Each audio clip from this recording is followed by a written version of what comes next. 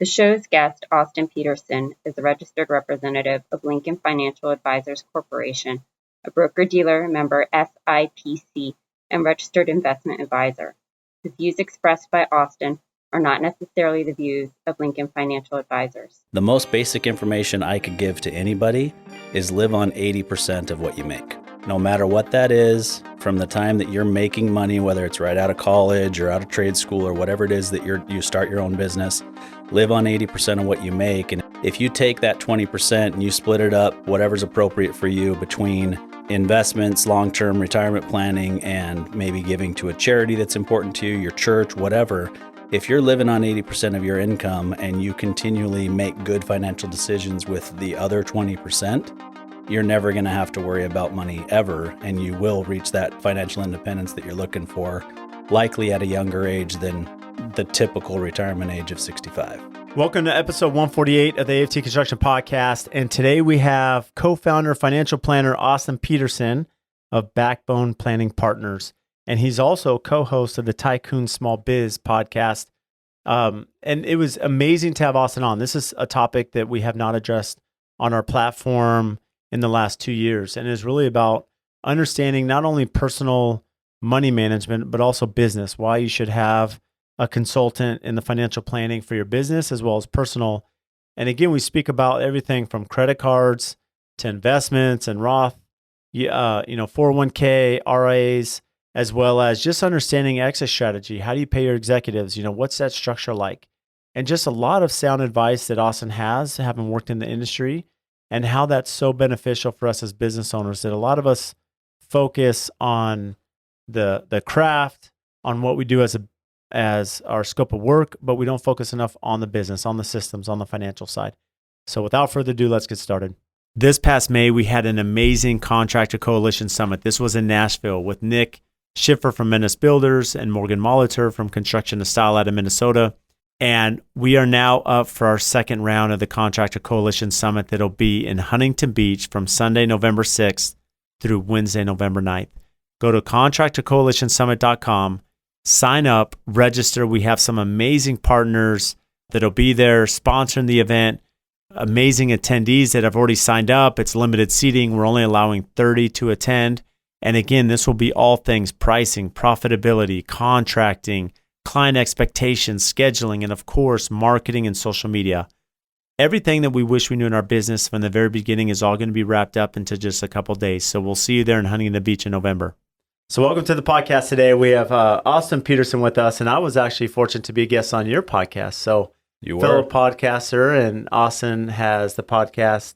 He's co-host of Tycoons of Small Biz, and he's also co-founder and financial planner with Backbone Planning Partners. And so, this is I think something that's often overlooked, and I've never had anyone on the podcast to speak about the financial side, right? And so when we talk about financial, we'll get into your background a little bit more into this, Austin, but essentially, what is the importance of financial independence? I think it's crucial nowadays, right? Guys that are my age or your age, younger for sure. There's a lot of talk about, whether or not Social Security is going to be there, for example, right? And I think, my parents who were retired, my wife's parents who were retired, they're receiving Social Security, and it may not be all that they need, but it's at least, close. They can live off of it potentially. I don't see that being the case for us, right? I don't think it's going away. A lot of people think that Social Security may not be around at all by the time they get there, but I think they're going to make some adjustments to it. The benefits are going to be less. They're going to delay them even further, because most people don't realize Social Security was actually set up as what was called longevity insurance. And so it started at age 65 because most people weren't living to age 65. Very much longer. Yeah. And so it was meant to help people to have money to live if they lived beyond age 65. Well, people are living well beyond age 65 now. And so it's causing a strain on the program because it wasn't really meant to be a pension for all Americans.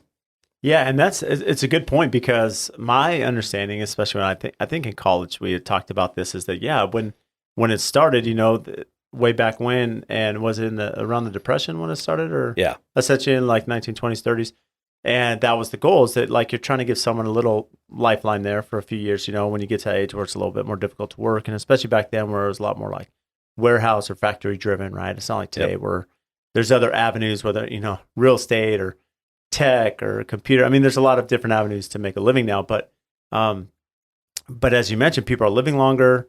I look now how healthy for a lot of people are in their 60s. I mean, they're still active. They're out playing golf. They're, a lot of my clients are building homes at that age right now. And so Social Security is not going to go very far. I mean, that's why it's something really important that we think about. And, it's hard.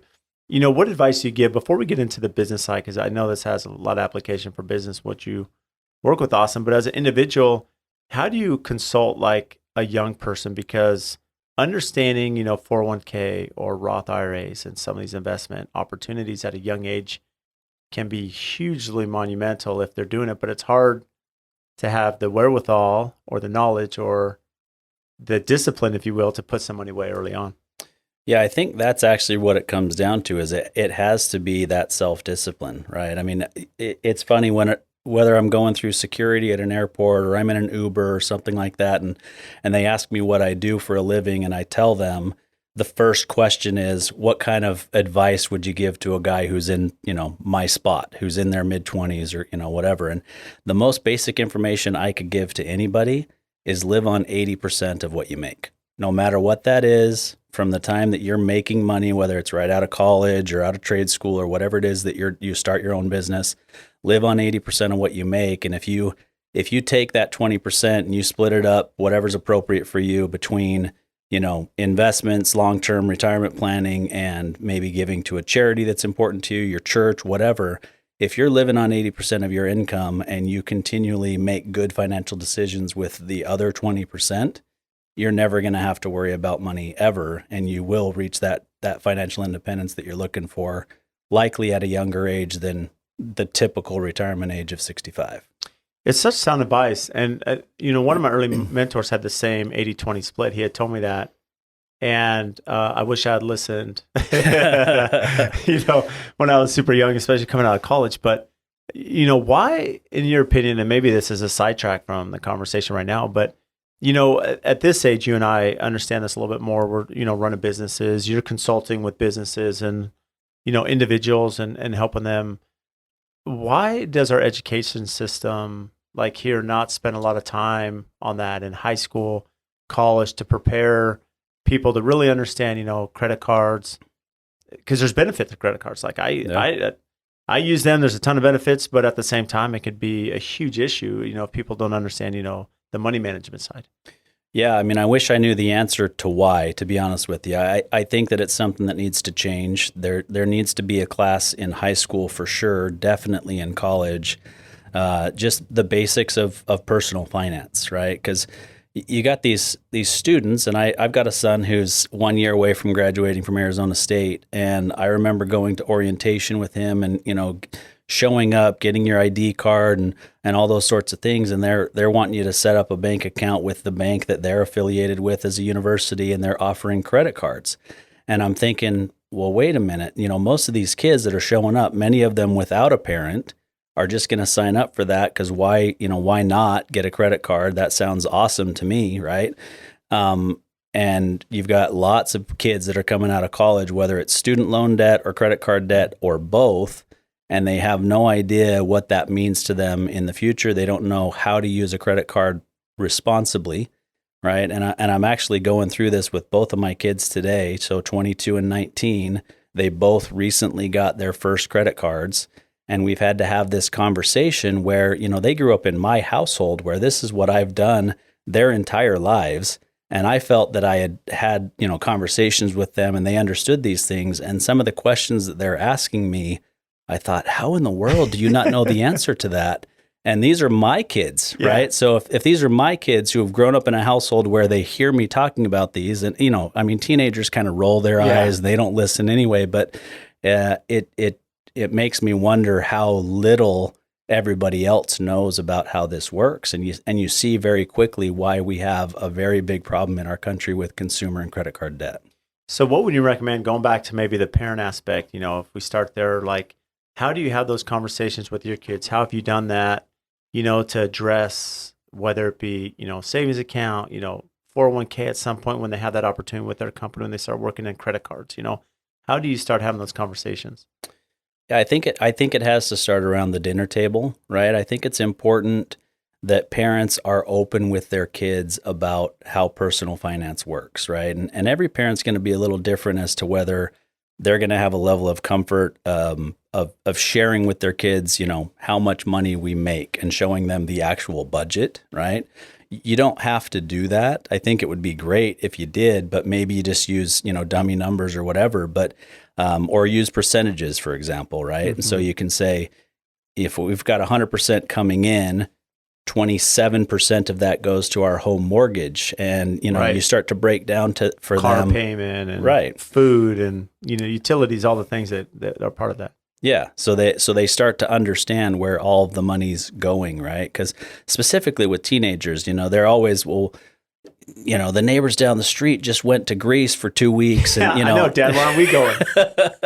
Exactly, why aren't we doing that? And for me, growing up with a kid that played baseball, it was constantly, I want the $400 bat instead of the $200 bat, right? And I remember very vividly getting upset one time because he specifically said, so and so got this bat. Why can't I have that bat? And I was so frustrated. I responded and said something to the effect of, well, why don't you ask him how much money's in his college savings plan? Yeah. Right. And it's just, it's one of those things where kids need to understand what you're giving up for certain things, right? If you have the most expensive shoes or the most expensive clothes compared to putting money aside for college planning for them, or, even better, their future financial independence, right? Because you're a business owner, you can employ your kids if you wanted to and start to put money in Roth IRAs for them at a very young age. And the power of compound interest is something that's just not understood by most people. And the reality is, so have you heard of the rule of 72? I have not. Okay, so the rule of 72 is if you take whatever interest rate you assume that you're going to get, right? And a safe number, if you're in kind of a growth portfolio, long term, is about 8%, right? So if you divide 8 into 72, that tells you how many years it takes for your money to double, right? So think about if you've got a kid who's 15 years old and is going to retire in 50 years, right? Every 9 years, their money is going to double. So let's say you put $6,000 into a Roth IRA for them today. In 50 years, you've got, let's say it's 54 to make it divisible into 9, right? 6 times. Yeah. So their money's going to double 6 times over those 54 years. Well, people don't think about what that means. That goes from 6 to 12 to 24 to 48 to 96 to 192 to then almost $400,000, right? So 100 and what is that? 384. Yeah. So you do better math in your head than me. So, but 384,000, and all you did was put $6,000 into their Roth IRA when they were 15 years old, right? I mean, that's the power of compound interest right there. And obviously, if you continue to contribute and put that amount in every single year, you can see what that's going to lead to. It's going to lead to millions and millions of dollars over their lifetime. It's incredible. I've never heard that, and I never thought about that aspect. And I've seen through TikTok, right? It's funny, TikTok of all things, right? Yeah. And there's a financial guy who had talked about this, that you can put, the IRS and government will allow you a certain amount that you can put in for your kids and stuff. So how does that work? I mean, when you talk about that, your kids can start with a Roth IRA, do you recommend your clients do that, especially like business owners? Yeah. I mean, honestly, there's 2 investments that I think are the best overall. And one of them I think would shock most people to think about, but Roth IRA is the first, right? Roth IRA is where you should always start. The reality is most business owners are going to get to a point where they make too much money to qualify for a Roth IRA. And there still are ways to get money into a Roth IRA, but you just have to be strategic about how you do that. And walk through real quick what a Roth IRA is for those listening. Yeah, so it's really baked into the Internal Revenue Code, but a Roth IRA is an individual retirement arrangement is what IRA stands for, and Roth is for the person who actually proposed this in Congress. His name was Charles Roth, and the difference between a traditional IRA and a Roth IRA is that a Roth IRA is tax-free upon withdrawal. And so your contributions are after-tax dollars, but all of the growth that we just talked about, $6,000 going to $384,000 or $382, I think is the actual, $392 is the actual math. But all of that is able to be withdrawn tax-free in retirement. So that, you've got the power of compound interest plus not having to pay any taxes on it. So that's why the first place that anybody should be saving for retirement is a Roth IRA. And it's interesting you bring that up because to be transparent here, I mean, I didn't even know about this until later in my career life, right? That I'd always been top 401k. So the employer I worked for out of college, they had an employee match, which some do. Yep. So I was putting a little bit in there, and it's just like a normal 401k, but I wasn't looking at it that it's pre-tax. So, they're taking it out, but not realizing that at some point that's tax, right? That compound interest, as you mentioned, but the Roth IRA, and really to break that down, when I get my paycheck, let's say my paycheck's $400 after taxes, then I take 100 of that and put in a Roth IRA. Now that's going to be compounding it tax-free. And that's the benefit. And really, understand the Roth IRA. And to my understanding, there's a limit, right? Isn't it like around 19,000, or is there a limit that people can put into the Roth IRA, or does it depend on salary? Yeah, Roth IRA, the limit is actually $6,000. It might be $6,500 now with the increase that they had this year, but it's less than that. The 401k is probably what you're thinking about. Okay, that's about $20,000 a year. So the 401k is about $20,000, but the Roth you can do about $6,000. But still, everyone should do 100% towards the Roth, and then maybe the difference into like a 401k or another investment strategy. Yeah. And what's actually great nowadays is you're seeing more and more 401ks offer a Roth option. And so you can choose to put your contributions in after tax from your paycheck as well. And they're starting to put legislation in place to where and allow employers to do their matches as Roth matches, because to this point, it's actually been traditional matches, pre-tax matches on the employer side. That's amazing. So these are just questions employees should be asking their employer, what options they have for the Roth or the 401k in general. Yeah, I mean, they really need to be talking to the benefits person at their employer to make sure they understand what their options are. And the reality is, if they're not having an education meeting at least once a year by the advisor that manages the 401k for the employer, they should be asking why they're not getting that. And if benefits people are listening and they're not getting that from the advisor for their plan, they should be looking at having somebody else service that plan for them, because that's what the advisor's job is for the 401k, is to show up at least once a year and do an education meeting with the employees to explain some of the things that we're talking about here, the power of compound interest, the reason to put money in on a regular basis, the way that the stock market works, the way that you plan for retirement. It's still basic information, but they should be receiving that education once a year, and then giving those employees an opportunity to ask questions about their own personal financial situation as well. Well, it's interesting because as a business owner, as I listen to this, some of these things, we figured out, you and I, running a business and going through personal finance. But even with my own team, we till we're blue in the face could say, make sure you guys are investing in your 401k, take advantage of the company match, right?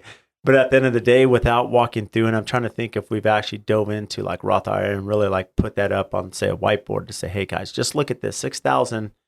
I know everyone, inflation, and we're dealing with costs, and everyone has, either trying to put food on your plate. We understand that aspect, but the value of that. And that's something where maybe as business owners that we should also educate our team a little bit more with our, HR financial advisors as they come in, so that way they're getting all that information.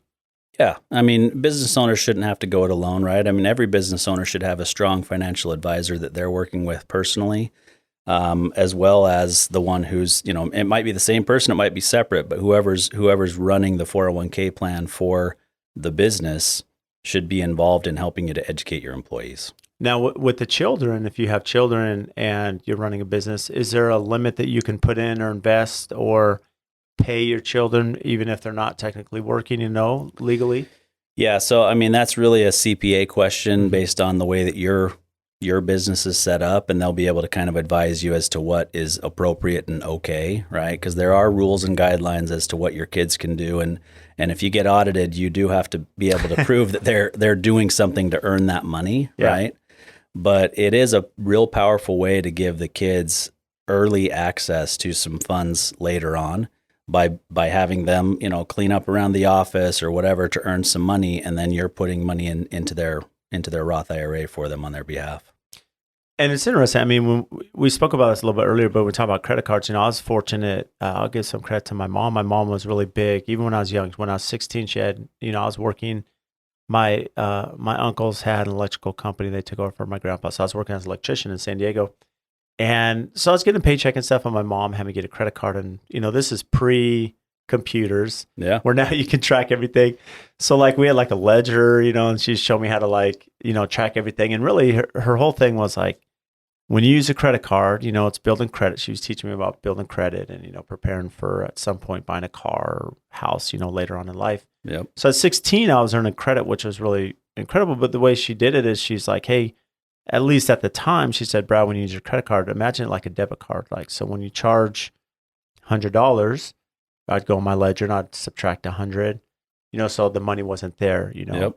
And that's for you. I mean, this is like 101, right? Like standard stuff as you're coaching this. But I think the benefit of the credit card, and this is something actually I took a class in college, and he said one thing that really stuck out to me. I remember him talking about credit cards and debit cards, and he said, the thing you have to understand with credit cards is these credit card companies have lawyers everywhere.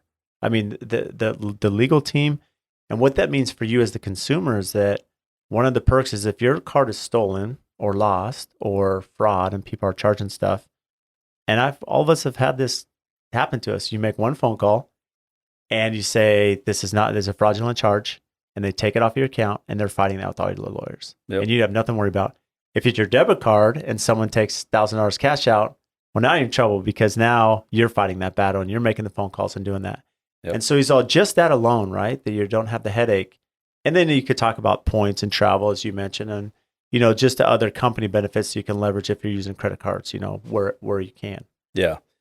Yeah. I mean, it kudos to your mom having that conversation with you and teaching you that. And like you said, it actually, the fact that you used a ledger like that would be probably beneficial today because now it's all digital, but that has its drawbacks, right?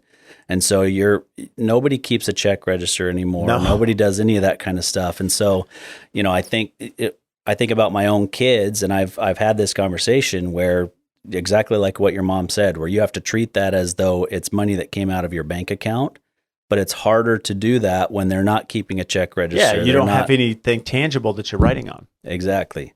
And so, my son actually with his first month, all of a sudden the statement came out. There was a statement balance and he was prepared to pay it. That wasn't the issue. It was he waited too long, right? Because I said that, the point is ideally you want that to show a zero balance every single month because you paid the full balance before the statement came out. And he didn't quite get that the first month. And so, it wasn't a big deal. I mean, his statement balance showed, I think, $180 on a $1,000 line of credit, right?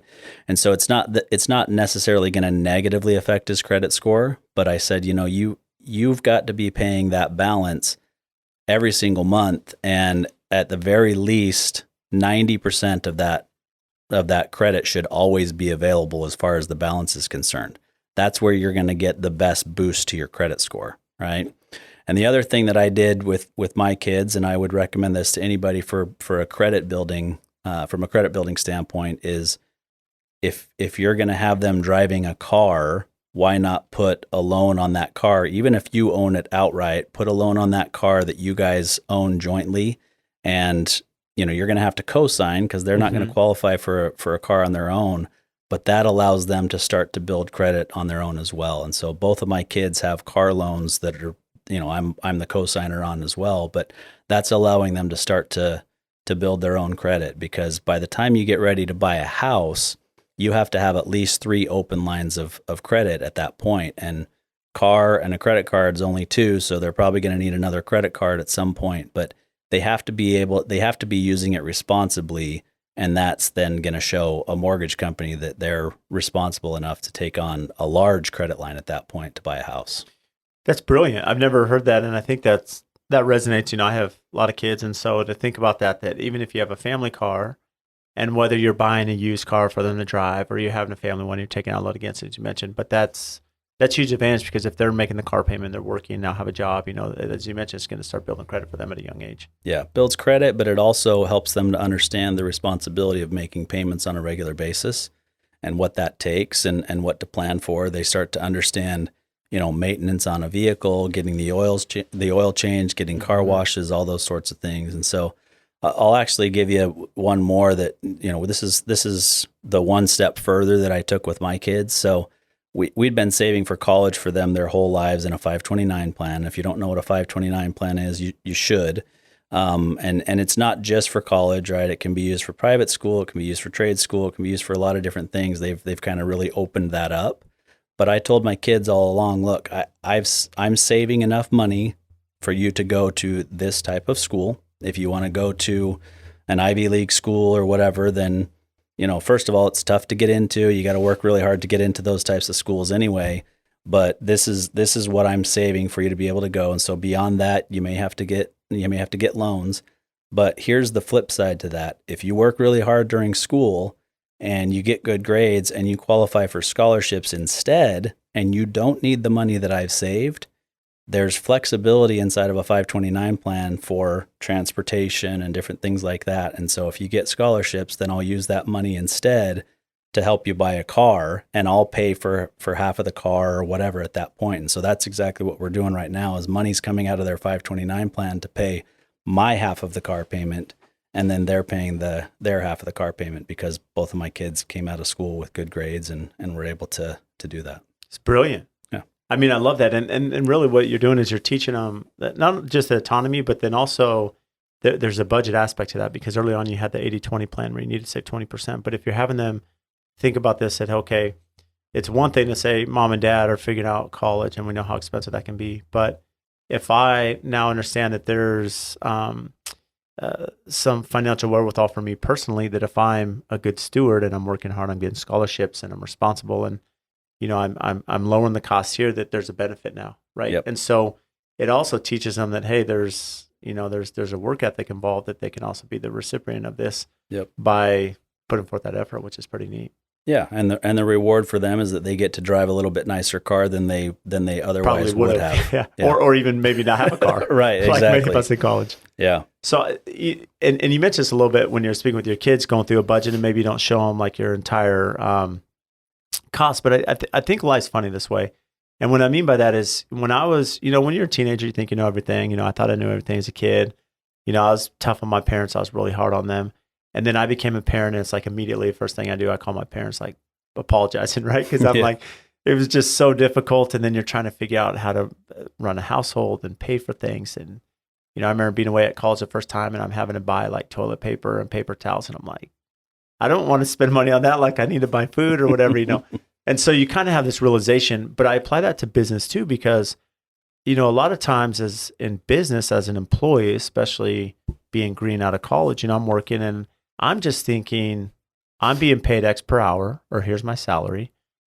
And it's not great, and I'm thinking, the company's making all this money and I'm not getting very much. And it's kind of that same thing as like, the analogy I use is the same thing, teenager to a parent, right? But it's the same thing as a business employee to an employer. Then all of a sudden when you're the employer, you realize, they have the salary, but, you have the health insurance and you have, all the taxes you pay, and you have the cell phone, and you have, all the overhead that goes. So you may be paying someone, let's just say that their salary is $75,000, but their cost could be $110,000 to me. Yep. And so how do you recommend, do you recommend that employers sit down with their employees and how transparent should they be to help them? Because there's always that disconnect where employees maybe don't think they make enough without realizing what their actual cost is to the company. Yeah, I mean, it does come down to communication the same way that you would with your own kid. I think that can be beneficial. I've never had that particular conversation with a business owner, to be honest with you. But as a business owner, I've had that conversation with my management team, right? And so right now I own a business separate from the financial planning company as well. And I recently, just yesterday, actually had this conversation with the general manager of this company that really kind of runs the day-to-day for me. And one of our employees is looking for a raise. And honestly, with inflation, I don't blame right him for wanting that raise, and it's been a year since he had a raise, so it's not like it's out of the blue or crazy. But a year ago, when we had the last raise, we had an employee meeting, and I actually ran the meeting because I was in town for it, and I said, I don't think you guys are thinking through all of this, right? Because the reality is you're going out and you're delivering these goods that we're selling to these customers, and you're the one who's there collecting the payment for those goods, right? And you may be collecting a $1,500 payment for the client for what you just delivered to them, and you're thinking, well, that's as much as I make a week, and we just did that in one sale, and we're doing 6 of those in a day. And so, gosh, Austin and his manager are just raking it in, yeah. And I said, let me kind of break some things down for you. I said, what you're not thinking about is, obviously, yes, I do have to pay your salary, but I had to buy the truck that you're delivering that in. I had to pay for the insurance that's being delivered in. I have to pay the work comp for that, for you to make sure that if you get hurt, you're being taken care of. I have to pay for the warehouse space where we keep all of our inventory, right? I have to pay payroll taxes. I have to pay this. I have to pay that, and I just went through kind of the whole breakdown of things. And I said, I don't think you're understanding this. I said, look, I bought this business. And at that point I said, I bought this business a year ago. The reality is, you think I'm raking it in. I've lost $40,000 that I've had to put in to cover the losses out of my own personal funds because of the inefficiencies of the way that this business is running right now. And I said, I'm not coming down on you, but you need to understand that part of those inefficiencies were the way that you guys were doing things. We've cleaned everything up for you from where it was before with the prior owner to make things more easy and efficient for you. But now I need you guys to do things differently the way that I've asked you. And as time goes on and we start to make more money, everybody's going to make more money. I'm not looking to get rich here. I said, look, I own another business that takes care of my family financially and always has. But I enjoy having a separate side business for 2 reasons. One, because I think it keeps my skills sharp from running a business itself rather than a service-based business here.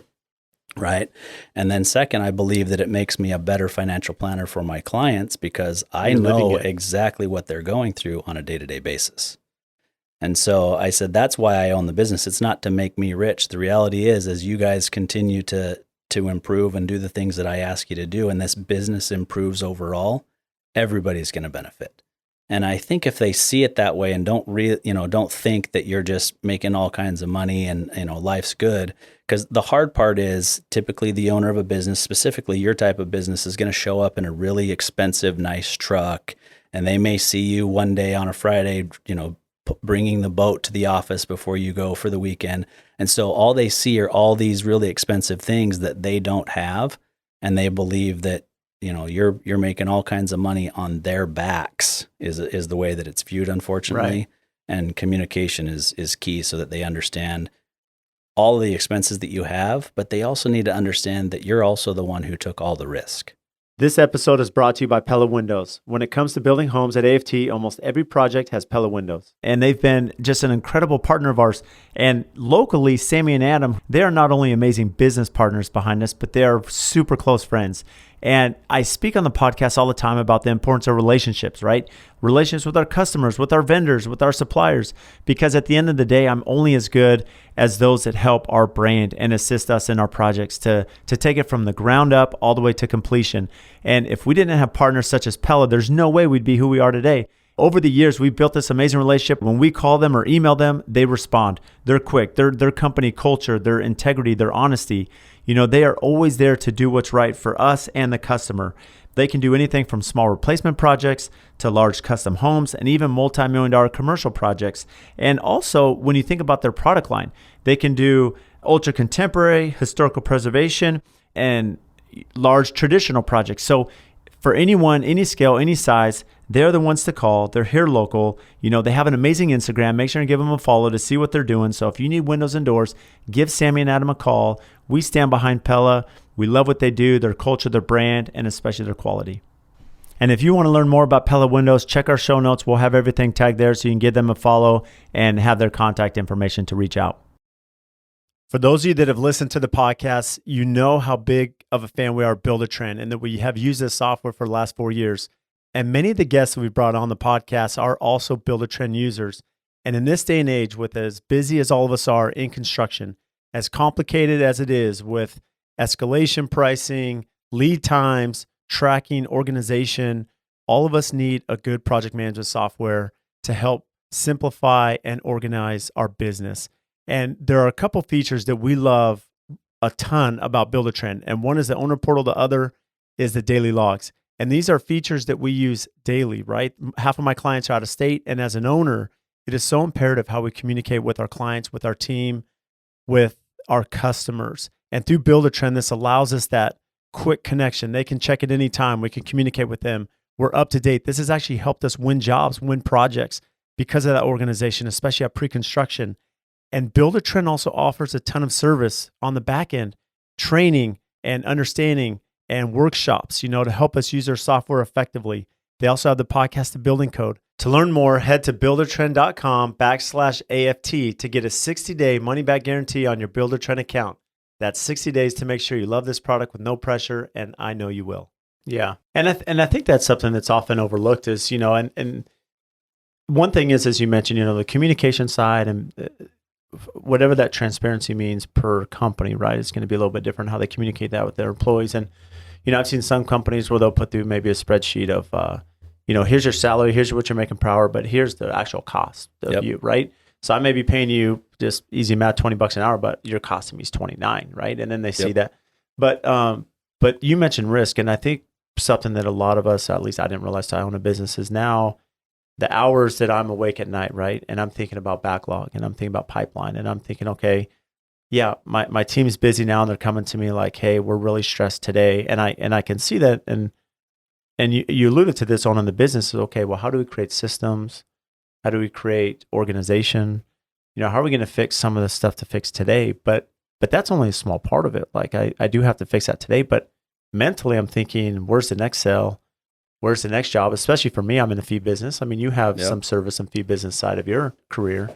And so you're always thinking about that, hey, as problems arise, or there could be litigation, or there could be whatever, all the complexity, all the risks we take, especially in construction, which is a lot, I'm trying to manage that. And so it's, and you're trying to create an organization where they don't see the owner stressed, and you have to always be positive. And that's really important, just being an entrepreneur in general. It's just that positivity to know, hey, I'm going to be able to look around the corner when I get to the next phase of this. Yeah. They've got to be able to know that that they're following a leader that they can count on, right? And if you don't look confident on a day-to-day basis, right, or if you look scared for any reason or overly stressed, then they start to worry about everything else themselves, right? Oh my gosh, am I going to lose my job? What about my paycheck? Is the business going to make it? Right. The economy's slowing down potentially. Maybe we're going to go into a recession. Inflation's out of control.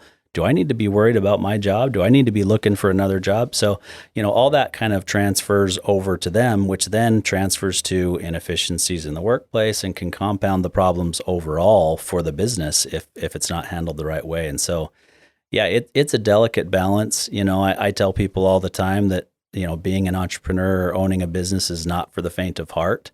It's not easy.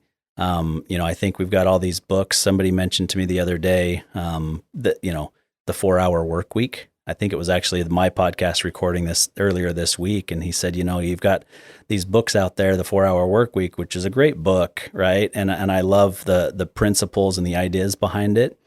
But what happens is you've got people out there who believe that if you start a business that you're going to be able to just work 4 hours a week and everything's going to be great, Yeah. So what would that be like? I think it's the other way. I think it's more like a 400-hour work week. But. Yeah, it takes an awful lot of work. And the other thing that we talked about in that particular podcast was that, there's so much that is not seen ahead of time by people from the outside, right? And so everybody thinks that every business owner is an overnight success, but what they don't realize is that there was 10 years, maybe even more of them just grinding and barely making enough to take care of their families before finally all of a sudden there's some breathing room, there's some momentum our name is starting to be well known, for you guys out there. You're starting to be well known as a quality builder that builds a great house, but more so you provide great service to your clients, and they feel great about what you're doing for them and building their dream home, so to speak, right? That wasn't something that happened the first month that you were in business. It takes a while to get there, but people only see you at the end. They don't see everything that you put in to get there. Yeah, I think that's the hardest part. And maybe that's one of the drawbacks of social media. We look at things that people that have the success, or maybe they've created, not everything you see is real that's out there. Yep. And, but to your point, as a business owner, and I just apply to us at AFT, is that, we had a lot of pain points. I look early on, and there was a time when, 6-7 years ago, after having had the business for about 3 years, and I was like, should I be doing this? Like, am I cut out for this? Like, are we going to make it? I remember telling my wife, like, I don't know. Like, I don't, I still had some employees at the time that I was really concerned for and their well-being and their livelihood. But, there's that tipping point, as you mentioned, that there were years that even led up to this. And then there were still years that I had to build it. And, we're still trying to refine things. And, yep. It can become discouraging, but you have to realize that, what's my end goal? Like, where am I going to? And, up here, my Nick with NS Builders is big on this too, even outside of financial planning. When he speaks about marketing, a lot of us we know where we want to be. We're not there, but we also have to market our business to where we want to be. Yeah. And that way, for me, if I want to build custom homes, I don't want to be marketing that I'm replacing a backsplash for somebody. And I remember someone telling me like, well, Brad, I didn't know you do that. Because early on in our career, we do something like that, right? Yeah. And then, why don't you advertise that? And I remember thinking like, well, that's not what I want to be doing, or my skill set's a lot. It's not that it's better, it's just different, right? This is where I want to be. And so I have to market to that to really go after the ideal client. Yeah. Yeah. It's interesting. I've had a lot of conversations with people in my industry over the years. And, there's been this big push over the last 10 years that some of the guys who have been doing this for a really long time really push back on. And that is defining a niche for yourself, right? And so for you, it's custom homes, it's high-end quality homes. For us, it's that we do financial planning for business owners. Mm-hmm. And so many people are like, well, if my website says that I'm a financial planner for privately held businesses, what about the guy who doesn't own a business? And they're so worried about that. And the reality is, we still pick up from time to time clients who are not business owners because they're referred to us by our current clients, right? But by having that defined niche, one, it does make you better, but it communicates clearly to your audience what it is that you do. And then it's okay to also say, well, we also help set up Roth IRAs for your kids if you'd like to do that, or we can help you set up a Roth IRA if you qualify for that. Yes, our focus is on helping the business owner build the business and have an eventual exit that is very, successful for them. But we also do all these kinds of things along the way. The personal financial planning for the business owner and their executives is part of the overall financial planning for the business. So it does come down to communication, but you're right. You want to market to the business that you want, not the business that maybe you have today. Yeah, and that's so well said. From the business side, Austin, especially as you're working with businesses, is there a range, because you mentioned to have at least a niche, or at least, I have my lane that I'm working in. For you, is it even more refined, or is it pretty open to say, I'd rather work with a small business of 10 employees, or I'm okay working with a business of 500 employees? Yeah, so we're okay working with a business of 500 employees, but I would say that our typical client and our ideal client is somebody who owns a business that has 10 or more employees and that does 5 or more million in revenue. That's our ideal client. It's where we can make the most impact, right? It's not that we can't help a solopreneur or that we can't help a smaller business than that, but having a business that's larger than that, the 5 million in revenue and, about 10 employees, the needs are more complex. And that's really where we play, is in the more complex scenarios, whether it's putting together executive compensation plans or, professionalizing the business to where, say, for example, a private equity group is going to be interested in acquiring your business because they see that it's a plug and play opportunity, right? Mm-hmm. And so doing that sort of planning, because it's more sophisticated and where our skill set lies, that's where we've chosen our niche to be and where we can have the most impact. So why should a company, a business, that is in that 10 to 20 employees, they're growing, they're doing a good amount of revenue. What is the benefit of having, someone such as yourself, Austin, help them with their business strategies? It really comes down to allowing them to do what they ultimately want to do with that business, right? And everybody's response to that is going to be different. I think of Stephen Covey's book, Begin with the End in Mind, right? And I'm sure that every business owner, when they start their business, has kind of their idea of what they want it to be, but it should change over time, right? And so we got a lot of business owners who get focused on the exit, right? Well, I'm not going to sell my business for 10 years, so I don't need your services. Well, the reality is you should be planning at least 3 to 10 years in advance of the exit, and then we're refining things along the way so that what you ultimately want to have happen is what happens. And that could be, let's say for you, for example, that you've got a son that you want to be able to come into the business and take over when you retire. That's one way to exit the business, right? You may build it up to sell it to a private equity group. Or, we had a conversation this week with a business owner. His intention is to have an IPO. Now that's very rare, right? But if his intention is to have an IPO, then okay, what do we need to do over the next 10 years to get you ready to have that IPO and to have that actually be possible, right? And he's at least realistic enough to know that maybe it isn't possible. Maybe it ends up being a private equity, recap or something like that instead. But if you don't have a plan and you're not constantly planning on an ongoing basis and receiving advice from somebody who can help you get there, you're just not, if you fail to plan, you plan to fail, right? And so it's just one of those things where it's important to have somebody who can help you along the way. As business owners, none of us know everything that we want to know about running our business. We may be very good in our narrow area, but the finances of the business, the structure of the business, what's going to be best from a tax standpoint long term, all those kinds of things are really important to know along the way. And it's important for us to admit that we don't know everything that we don't know. It's really important and sound advice, because you mentioned this a little bit earlier in the conversation, as well as you had talked about, the executive compensation, or how do you pay yourself? Because without diving into the weeds, there could be a lot of different scenarios depending on how the company's set up, how they're compensated, whether they're taking a lower salary withdrawals or bigger salary. There's just a lot of things. And that's where having a sound financial planner, you can work with them and say, this is the best strategy for your business based on revenue and based on the employee structure.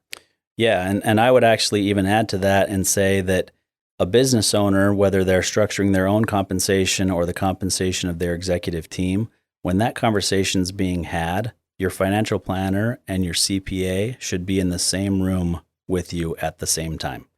It shouldn't be that you structure something with your financial planner and then go to your CPA, or structure something with your CPA and then go to your financial planner.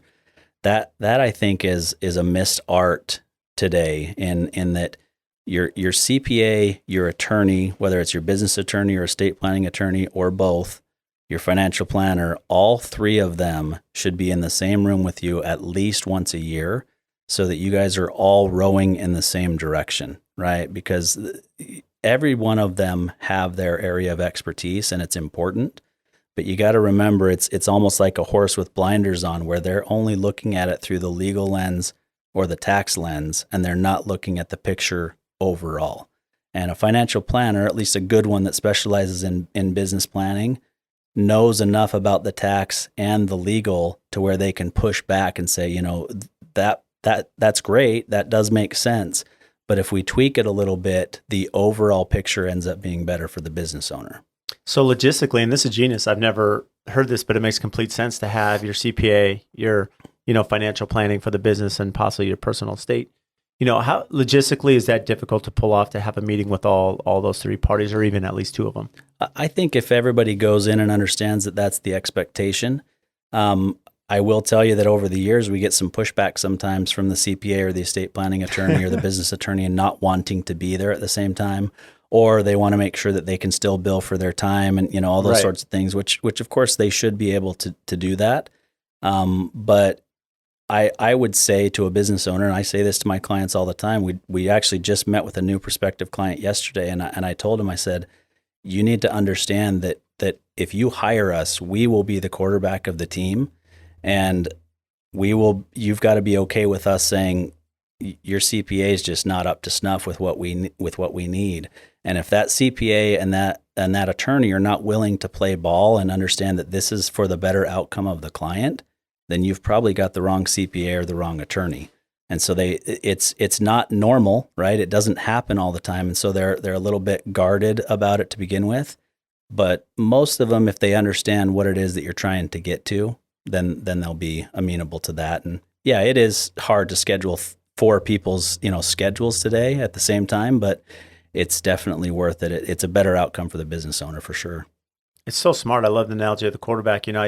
Just as you're speaking about that, I was applying it to me, pre-construction, right? It's the value you're bringing, Austin. The value you bring is that you're going to be the quarterback and you're going to have these frank conversations with your client, right? On to better them and their business and therefore, where their company's forecasting. And, I look at it for us, especially to be successful, and you said this early on, if you fail to plan, you plan to fail, right? And in construction, it's so key that for us in the building process, that pre-construction, that year before we break ground is the most crucial part.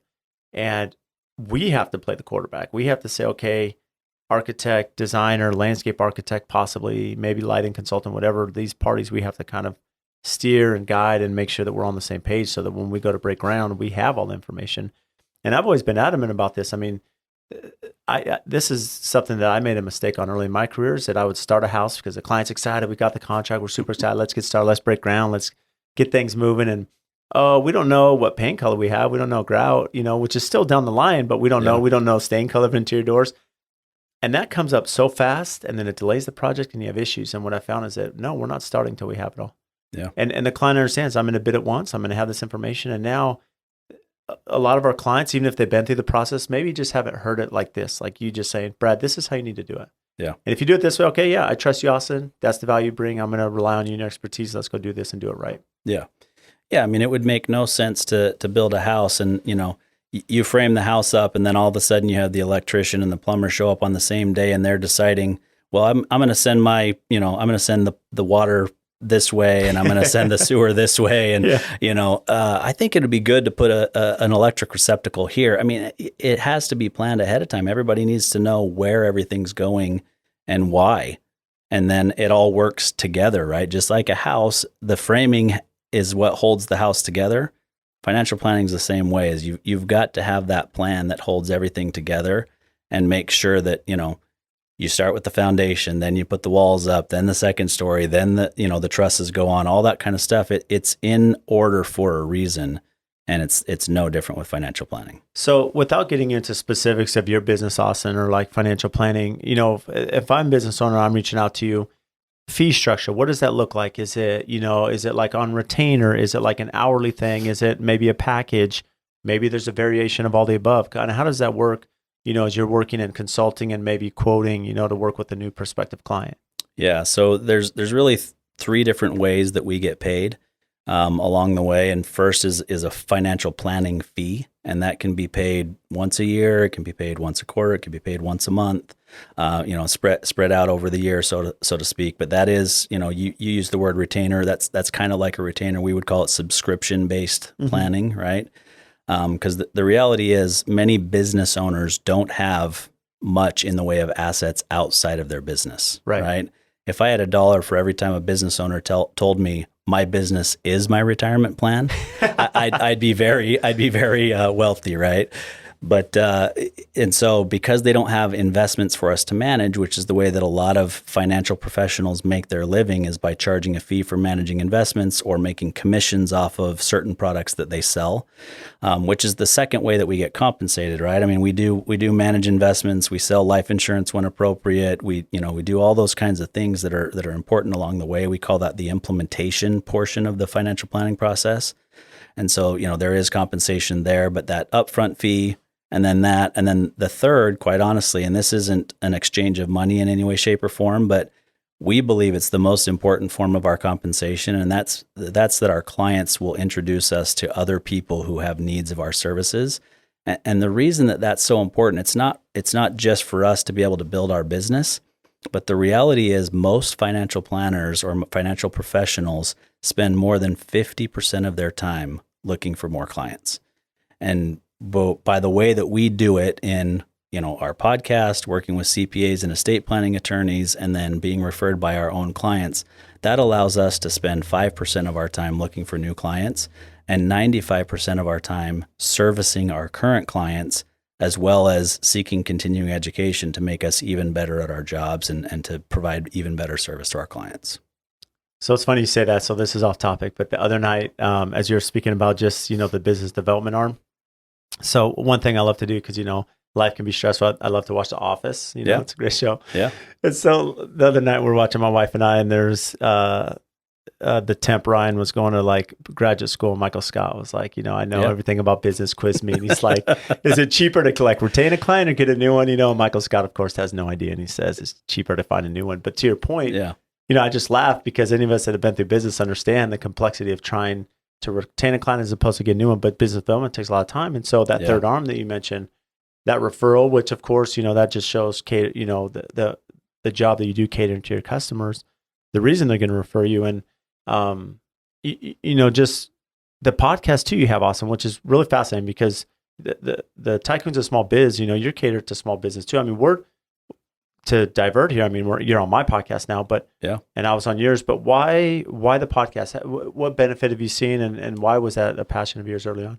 Yeah, so it was actually my business partner, Landon Mance, who just kept mentioning it to me. He's like, I think we should do a podcast together. And I said, how in the world are we going to find the time to do that? And why should we have a podcast, right?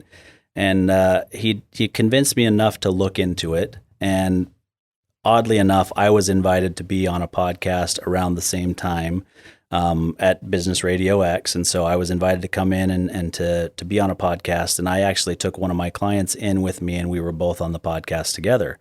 And I just took that opportunity to have a conversation with Karen, the producer and owner of Phoenix Business Radio X, to understand what it might look like and how it would be beneficial. And the two of us together kind of came to the conclusion that with what we do, it would actually make sense to put together a podcast that really just highlights small business owners and allows them to come in and tell their story. There are people out there in my industry. Dave Ramsey's one that everybody's, I'm sure, heard of. Susie Orman, they do podcasts and radio programs and even TV programs. And for me to think that I would get to that level from a podcast is just not realistic.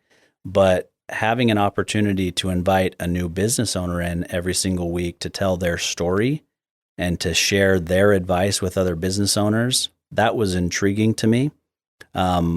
My partner and I are both multi-generational entrepreneurial families, right? And so we believe strongly, so much so that, our practice is called Backbone Planning Partners. We believe that the backbone of the American economy is the small business owner. And so that resonated with me to where I said, you know what, that's a good opportunity to give them a platform. And in the back of my mind, I thought it'll probably lead to opportunities for clients as well, but that's not going to be the whole intent, driver, right? We're also not going to be pushing to try to be the next Joe Rogan. It's just about providing a good experience for the people that we invite to come in. And if we pick up some clients along the way, great. Right. And we literally, because we're planners, we laid it out and we said, I'll bet you we should set a goal to have one client come of this in the first year. Right. And the reality is, I don't remember if it was third, fourth, fifth, but very early on, one of our early guests ultimately ended up hiring us to do their planning, and they're building a great company that's going to have a very large exit in the next few years. And they rely on us heavily. And so it's been a great experience for us to be able to meet a new business owner every single week, to hear their story, to have it inspire us, and to give them, give them all of this content that they can then use in their own marketing, I think is a phenomenal way to kind of give back to the business owner community. Yeah, it's all relationships, as you mentioned. I mean, those relationships, and it's just like social media, and this is just sound advice you're giving, Austin, whether you have a podcast or you're on social media, whatever that is, it's that non-soliciting, non-sales, right? It's just, it's building those relationships. Here's what we offer. Here's our process. Here's what we do. And people will consume that. Like that. That's the benefit. You don't have to be overly salesy anymore, because we have all these different platforms, to just speak about, the industry, if you will. Yeah. Well, I think, I mean, all industries are kind of figuring this out, but there's still a small percentage of people in every industry that understands that it's okay to kind of educate for free, so to speak. Right. You've got plumbers, for example, who are showing you how to fix something, how to fix a toilet, how to replace the insides of the toilet, whatever it is, right? They're doing something on YouTube to show how to do it yourself. But in reality, that does end up driving their business. And too many people are worried about, well, wait a minute, I charge for that. Why would I give it away for free on social media? But the reality is education is what's driving social media today, and it will drive engagement, and it'll drive eventual business for you as well. I love it. I mean, it's such a mature mind frame that you have, Austin, to understand that, especially with your business, because I know in the financial industry, if I'm not mistaken, it's not that it's regulated, but you have to be a little bit more careful on things you post and speak about, right? It's not like construction. I can pretty much talk about anything, but in the financial world or maybe medical, it's a little bit, you have to kind of dodge between this a little bit. Yeah, and it does definitely become more difficult. And if you haven't heard already, by the way, before we post this podcast, I have to have it approved through compliance to make sure that I didn't say something that I shouldn't say, right? And so it does make it more difficult for me than most people to be active on social media. But I've been doing it long enough. We recorded 112 or 113 podcast episodes. And out of that, only 2 times has compliance told me that we needed to make a change. And one time it was because I used a bad word, and I was really repeating what the guest had said in just a different way. But they didn't like that, of course. It was okay that the guest said it because we can't control what the guest says. But and then the other time was I did kind of. They saw it as a recommendation. I just mentioned a particular organization that may be beneficial for a business owner to look into for some aspect of their business. And they said, that's a recommendation. You can't do that. And so obviously anything that I talk about has to be very generic. So who's doing the QC on that, or the quality control or the compliance? Yeah. So as an SEC registered investment advisor, and I'm affiliated with what's called FINRA, the Financial Regulatory Authority, I partner with, so Landon and I own our practice, but we partner with an SEC registered RIA and broker dealer. And it's somebody at the back office who reviews every single podcast that we do. Wow. To make sure that we're not saying something we shouldn't. Yeah. That's incredible. Yeah. Yeah. And that's what I mean. I mean, it's so for you, it's, you have to be very careful, but despite that, despite, that professionality that you have to have and that consideration, is that you can still build on these platforms and still bring value as you've done today. And it's been amazing having you on, Austin. What do you do for fun outside of financial planning and all the business structure? Yeah, I love to play golf. My 22-year-old son and I play golf together. When he was in 8th grade, he beat me for the first time, and I've never beat him since. No way. There's been 1 or 2 times where I've come close, but the difference is he picked up a golf club at 8. I picked up a golf club at 23. Yeah. Right. And so his life has been very different than mine was growing up. My dad was a blue collar stucco contractor, actually. I know you had a relation to the construction business. Yeah. And so we never played golf. I'm not even sure I knew golf existed while I was growing up. And so, but we spent a lot of time doing that. I love to do triathlons. It's been a few years since I've actually done one. You can probably look at me and think, you're a little overweight right now. You couldn't go and do a triathlon right now. But I think that my personal belief is that triathlons are the best way to stay in shape. I think CrossFit is actually great. A lot of people love CrossFit. I've never done it myself, but the one thing that I really love about triathlons is I could actually go to the gym right now, and I haven't been for a while to swim. I go to the gym pretty regularly, but swimming for me is what you get from the office. I get that from TV as well. It allows me to shut my brain down and kind of get ready to go to sleep as well. But I could swim for hours because I just have that quiet opportunity to just really think about things, whether it's things that are going on in my business, things that are going on in my family life. I can just sit there and think forever. And before I know it, you've swam miles because you're lost in your own thoughts. And I think that it's great, and it keeps your body healthy.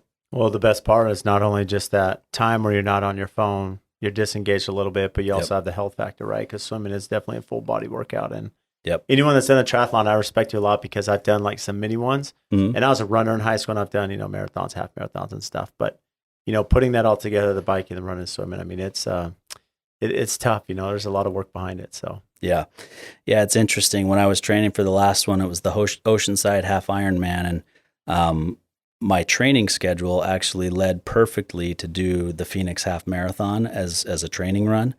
And my time wasn't great. It was actually bad enough that if you don't know this, the Phoenix Half Marathon and the Phoenix Marathon are on the same day on the same track, but the marathoners just start at a different spot and everybody ends at the same place. And I was about 1.5 miles away from the finish line, and I hear over the loudspeaker, "Move to the right," and I'm thinking, "Move to the right? What? Why do I need to move to the right?" And then all of a sudden, it was "Move to the right, elite marathoner coming through." Right, and so I'm not even finished with the half marathon, and one of the elite marathoners passes me, who started 13.1 miles behind me. You. Yeah. And passed me about 1.5 miles before the finish line. So, my time is not great. I run a pretty slow mile overall, but my response is always, well, you got to remember that I'm running that half marathon after swimming over 1 mile and biking 56 miles. Yep. Right. So I set my pace based on what I know I'm going to be able to do after doing those two things. Yeah. Yeah. It makes sense. Well, that's amazing, Austin. So for those listening, where can they find you? Yeah, I mean, we're very active on social media, YouTube, LinkedIn, Instagram. At Backbone Planning is a great way to find us. At Tycoons of Small Biz is also a great way to find us. I'm on LinkedIn, Austin Peterson CFP. If you search that, you'll find me easily. And then our website, which we actually just revamped, so we'd encourage you to come and take a look at it. It's just backboneplanning.com. Well, it's amazing, Austin. And for those listening, go subscribe to Tycoons of Small Biz. It's an amazing podcast platform that Austin has, and of course LinkedIn. I love LinkedIn, so connect there. So thank you so much for making time today. Yeah, you bet. Thanks for having me. So thank you all for tuning into the podcast today. And just as a recap, if you check the show notes, they're just going to have all the links for the topics that we discuss, and also one of our favorite features now is the chapters that go through the conversation. So if there's certain topics you want to revisit or listen to, they're outlined by the time that we discuss those. And again, we can't thank you enough for all of your support. Please make sure and download our podcast, subscribe, give us a 5-star rating and review wherever you download your podcast.